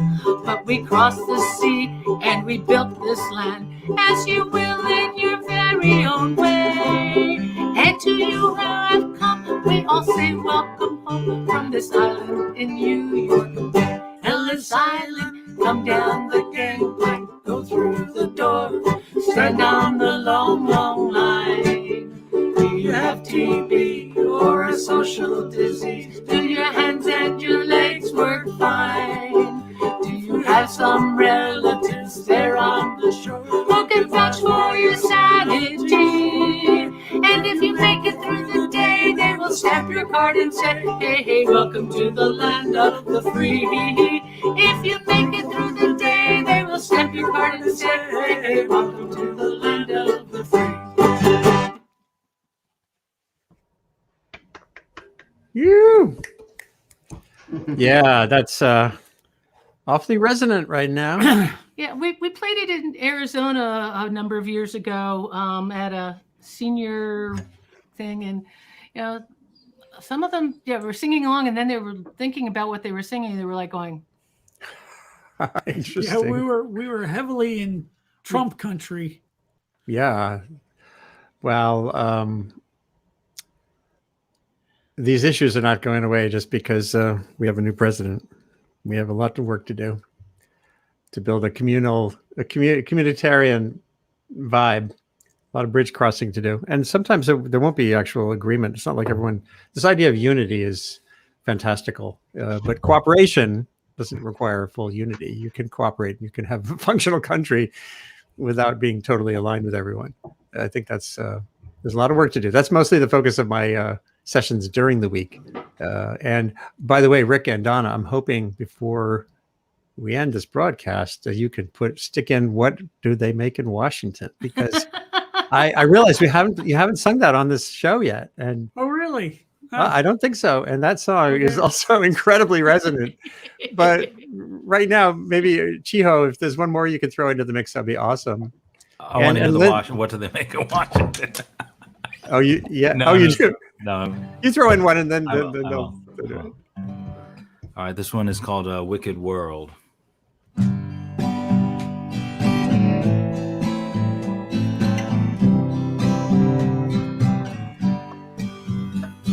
I'm walking through a wicked world with you out in front. We've been down a path that we should never have come. I love you, you said it, and oh boy, I did too. Now I see all the things we said, well, none of them come true. Sing low in the middle of the night. I'm in this parody of blue. Oh, how we lost sight, thinking of only me and you. The gray burns off to blue, and the morning light fades. A breeze blows through this metal screen, and our world is ablaze.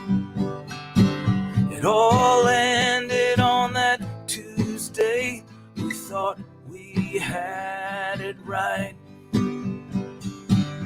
Loose words, some pills, a shot, and out go the lights. Sing low in the middle of the night. I'm in this parody of blue. Oh, how we lost sight,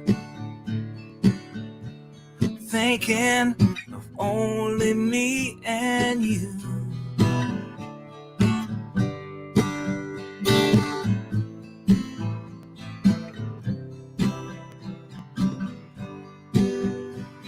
I'll think of you someday like today, when the July moon is rising and that summer breeze blows. I'll see you in that yellow moon, wherever that may be. People come and people go, but I still wish you were here with me. Sing low in the middle of the night. I'm in this parody of blue. Oh, how we lost sight, thinking of only me and you.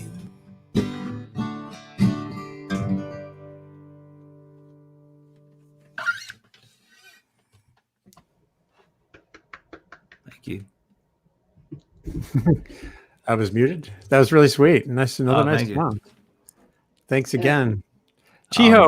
It's great to be here. I didn't ask about your music, your guitar making. How much of it is the electronics and how much of it is the wood? I know you were showing on one of your videos that there's a lot of sonorous quality even to these guitars that we think of as just a plank. So, you know, I don't know if you guys chime in, but the more I've been doing it for professionally for about 15 years only, compared to you guys, and the more I do it, the more I think it's not really any one thing. Whether people always talk about solid body guitars and it's the pickups or it's this or that, but the pickups are just amplifying what is happening, and how you sort of analyze or quantify what's happening, whether it's an acoustic guitar, an electric guitar, something's happening, you know, and it's the wood, it's the frets, it's the setup, it's so many different things. And then you look at, I mainly build solid body guitars, and Telecasters are really where I sort of made my name, so to speak. And you could give five, and there are a lot of boutique guys who do just Telecasters, and they come out totally differently, you know, and consistently. So I don't know really what it is. I got to the point where I don't really even think about it much, but I think that what you hear, you can't build something that you don't hear. So really it comes down to the aesthetic or the sensitivity or the hearing, or the really what the builder's trying to do.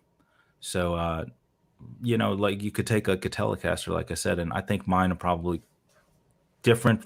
You could pick some of the three of the best builders in the world. They're all totally different and always different in the same ways.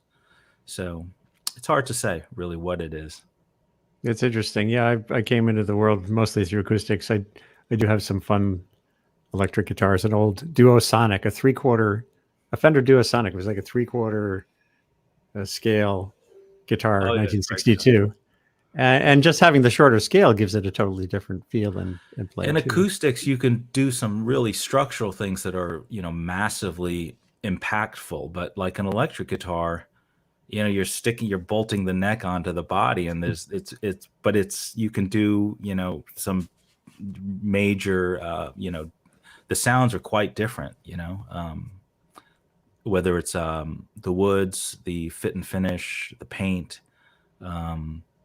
But what I was talking about, mentioning a Woody Pfeiffer before, you know, when you're at something for many years and then you have a 5-minute conversation with somebody and they're talking about the very thing that's been, you knew there was a problem, but you didn't even know what the problem was. And then it's all sort of comes to light. Those are the type of things that really, I think, impact the instrument, you know, and they're subtle, you know. Just little techniques and things like that. So, Linda, I've been meaning to ask, what are you actually working on today? What's in front of you? Oh, got, I don't know if it's washed out. I got 3 archtop guitars I'm working on. Uh-huh. And what you saw me fiddling with was actually this. Yes. Is a neck. I just put a truss rod in, and there's a plug that I'm scraping with I got a scraper somewhere, and I'm just, making sure it's level. Next step is to put the fingerboard on it, which is somewhere else. So it's the dry season. So for me, what I do is I like to assemble all my guitars right now. And I've got quite a few on the go. And then what I'll do is once they're all boxed and at the right humidity, then I'll each one will sort of have its own journey. But right now I'm kind of racing against, the humidity. I like to keep the humidity as low as possible, or at a certain humidity when I'm building. Yeah. So, and also it's easier sometimes if you're doing the same job over and over again and you've got all your tools set up, which I'm sure is complete opposite of what Fred's does. I'm guessing. Well, the most I make is usually about 4 at a time. So yeah, that's pretty amazing. I guess there's all kinds of journeys to making a guitar that works and to making it sound to perform with it in ways that are. You got to find your own voice. Like what Chiho is saying is you everybody has their own voice and their own vision of what a guitar is, and it's sort of to go around to keep all of us busy and working. And I mean, Fred and I both make multi-string instruments, and we're competing who can most of strings. Our instruments are quite different in a lot of ways, obviously. We're all both looking for our own particular voice, I think. There, I just your audio is cutting in and out a little bit now, Linda. I don't know if someone's just gone on the internet, but we caught most of that. Patrick Jones, who was on earlier, has a question for you all. Andy, Chiho, Fred, Linda, Rick, and Donna. Is there a factor with length and sonority? I guess this gets to what I was asking about earlier with with my short scale Fender Duosonic or your long scale baritones. I guess those are all choices you're constantly making, because you can have even I've seen someone I know, they put like viola strings on a violin, and you can actually you can have a violin that's deep. It's actually a violin, but with different strings and different tension. It can be a viola. It's like kind of wild. So everything's like a variable. You want to take Fred? Yeah, Fred. Fred, I mean, you particularly have infinite variables when you attack an instrument, it seems. Maybe Fred's muted. Oh, sorry, Fred. I think I had you muted at this end. You did. Yeah. Am I on now? Yeah. Yeah. Okay, there we go. Sorry. Many variables. So many infinite variables. And after a while, it just all runs together. It's just infinite variables in my life. But I do try and corral them a little bit, and beat them into shape once in a while. And I tend to stick, in terms of length. Patrick's question was about length and sonority.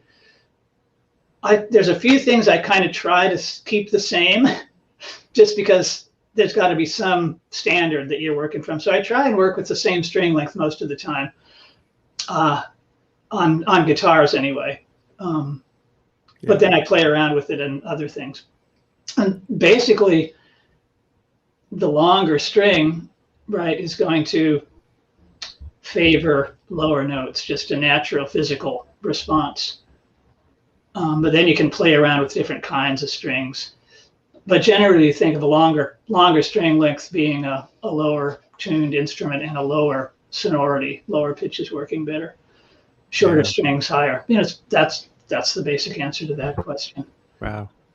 And there's the sound hole does not have to be in the middle. The sound hole does sure not have to be in the middle. And yeah. That's so cool.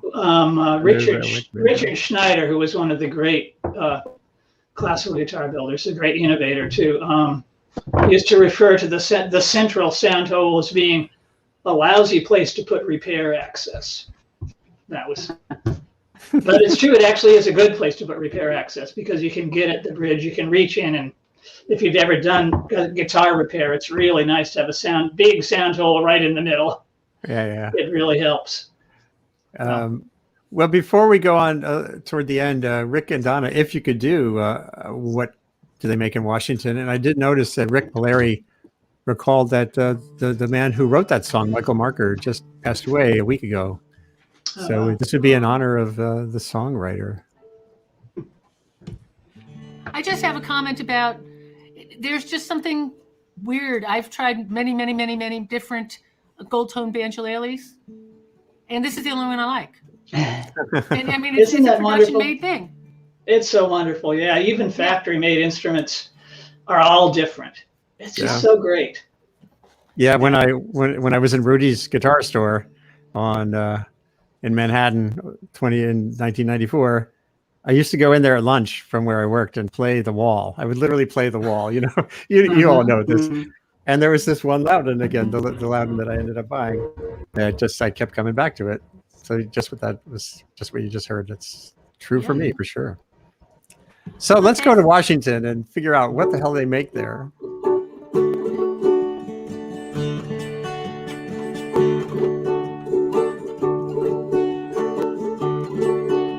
There was a 6th grade teacher in a classroom teaching geography, all about the goods and products in the cities across the country. When the class was over, a little kid raised his hand and he said, "Please tell me, teacher, I do not understand. What do they make in Washington to give the rest of the nation? The Detroit people, they make the cars. Miami takes vacation. We get those baked potatoes from Boise, Idaho. But what do they make in Washington? Tell me, what is it that they grow?"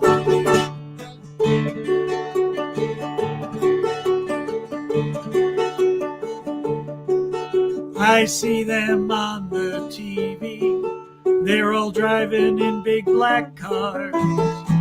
They live in fancy houses. Yes, they live just like movie stars.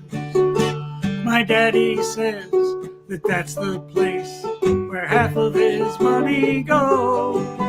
But what do they make in Washington? Tell me, what is it that they grow?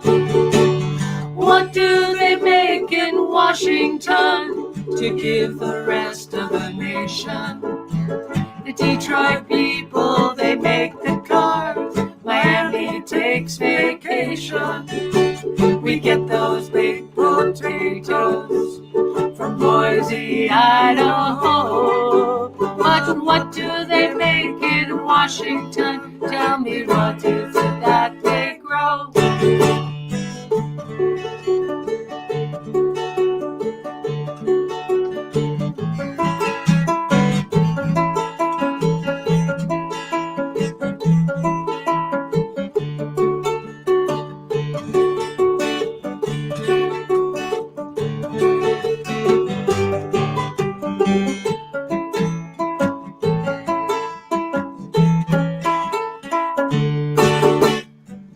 Teacher was bewildered, as teachers often are.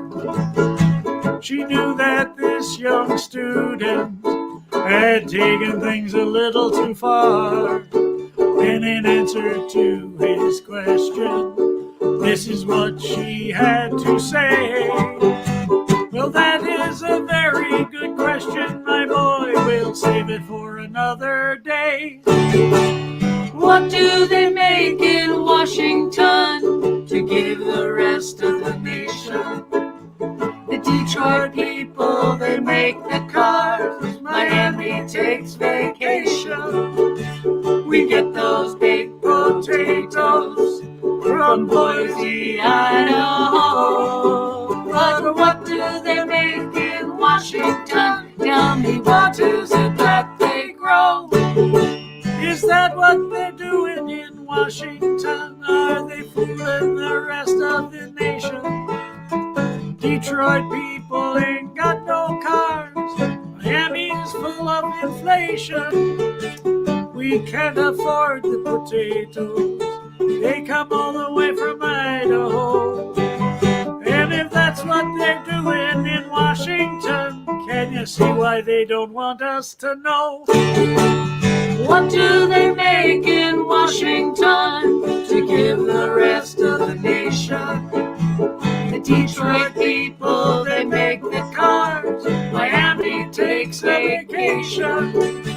We get those baked potatoes from Boise, Idaho. But what do they make in Washington? Tell me, what is it that they grow? All right. Yay. It's still an unanswered question. Yeah. Well, it's Fantastic. better than the last one, so. Yeah, I At know. least we know it's not on the golf course. This is true. No, there's really, the governance matters. Actually, Bill Maher on his show on Friday had a fantastic episode, a fantastic kicker to his episode on. He said, well, it was basically focused on Henry Waxman, and Bill Maher said he's created a new award. He calls it the Baldy Award. It's for people like Henry Waxman who just quietly sit there grinding out legislation for 20 years. They're not in the limelight. They're just congressmen and women who just do the work, and creating better healthcare, more stable economy, more just economy, just doing the work. They're not spray painting federal buildings. They're working in the federal buildings. And I thought that was fantastic. So they do some stuff there that's really important. This has been a wonderful edition of my Sunday songs and story swap, or a little bit of Sunday sanity here on the Earth Institute webcast. Thanks so much, Linda Manzer, for coming in from Toronto area, and Rick and Donna from the Catskills, Chiho from across the Hudson River in Newburgh, and David Ross and Patrick earlier. Great morning. And Fred Carlson, particularly getting up early in the morning out there in California, and singing that song you sang earlier about early rising was fantastic. I thought maybe you could kind of close us out with something on Frog One. It's Frog One. Frog One sounds like one of those code words the Secret Service has for the president.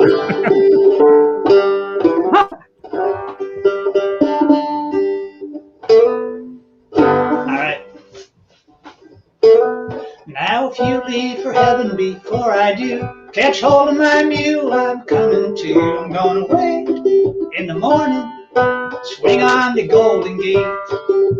All this getting up just for a day, I never did like that shit, no way. I'm gonna wait in the morning, swing on the Golden Gate. Well, wake me, shake me, don't let me sleep too late. I'm gonna wait in the morning, I'm gonna swing on the Golden Gate.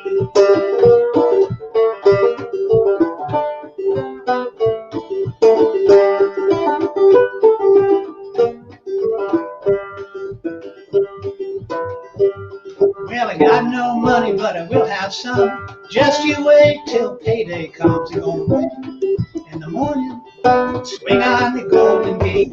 Got that mud all over my shoes. Hold the gate open, gonna slide on through. Gonna wait in the morning, swing on the Golden Gate. Well, wake me, shake me, don't let me sleep too late.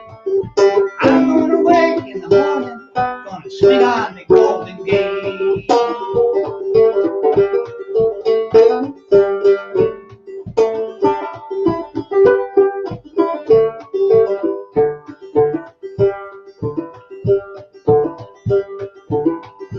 Well, boss man says, you can't go, there's one more field that you ain't holding, gonna wait in the morning, swing on the golden gate. Tell him I'm done with hoeing his corn, heading up yonder in the early morn, gonna wait in the morning, swing on the golden gate. Well, wake me, shake me, don't sleep too late. I'm gonna wait in the morning, I'm gonna swing on the golden gate. And I said, wake me, shake me, don't let me sleep too late. I'm gonna wait in the morning, I'm gonna swing on the golden gate. Woohoo!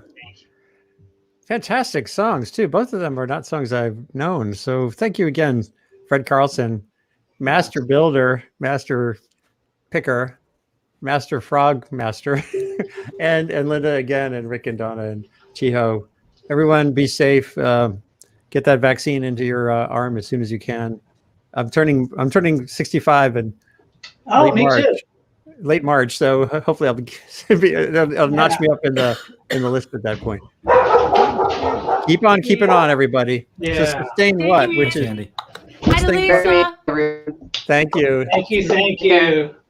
And I'm just going to show what we're doing tomorrow, just so anyone who wants to tune in. Tomorrow's session is back to work, as they say. Every Monday, Thriving on 9 is a series I do here where we talk to people about ways to use the internet, get something done, as opposed to be distracted and divided and confused. And Julie Skelfo, a longtime reporter of the New York Times, a friend of mine, she's all about how to get media savvy. Don't wait for Facebook and YouTube and the New York Times to do a better job of telling you what's true or false. There's sort of habits you can build into your own thinking that can prevent us from being led astray. So get media savvy Monday at 1 p.m. Eastern on Sustain What, which is a global online conversation identifying solutions to the complicated, shape-shifting, and epic challenges of humanity's great acceleration. These last half century or so, we've been kind of nuts on this planet. The virus has put us into great pause mode, but we're gonna be zooming forward. A prime focus of what I do here is making sense of and getting the most out of the planet's fast-forward information environment. It's the one Earth system changing faster than the actual environment. It's got great properties, allowing us to connect from a distance here today and share with you. It has very sucky properties. As I said earlier, we'll tackle those. This webcast is produced as part of my work building Columbia University's new Earth Institute initiative on communication and sustainability, making information matter a little bit more every day. As soon as we're done, share the link you've been watching on with friends in circles far and wide. Get in touch with ideas. See that little distracting info bar at the bottom for ways to get a hold of me. Thanks again to my guests today. Have a good one. See you next week, maybe. Take care.